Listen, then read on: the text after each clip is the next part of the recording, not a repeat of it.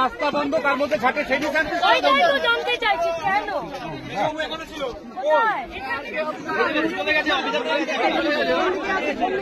Police পালিয়ে গেলে তো সন্দেশখালী হবে সব জায়গায়। একদমই পুলিশ যদি পেরিয়ে যায় তাহলে তো সব জায়গায় সন্দেশখালী হবে।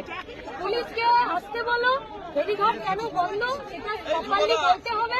আর আমরা ওই পারে যাবো। আমরা মহিলাদের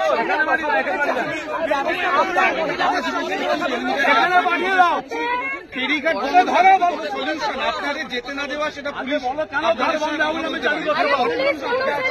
জানে না। পুলিশ কি করবে? টেবিলের তলায় যে ঢোকে তার কাছে কি আর মানুষকে হয়রানি করছে কেন? সাধারণ মানুষকে কেন হয়রানি করছে? আমরা তো সাধারণ মানুষের সঙ্গে কথা বলতে যেতে চাই। আমাদের তো কাছে কোনো অস্ত্র আছে না কি আছে?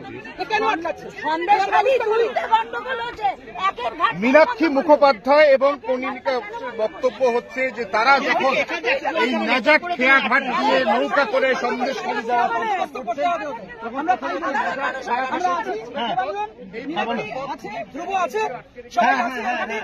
সাধারণ মানুষ কেন হয়রানি শিকার? সাধারণ মানুষ কি এখানে কেন? ধরাকালীতে ওখানে 144 সালে ঠিক আছে।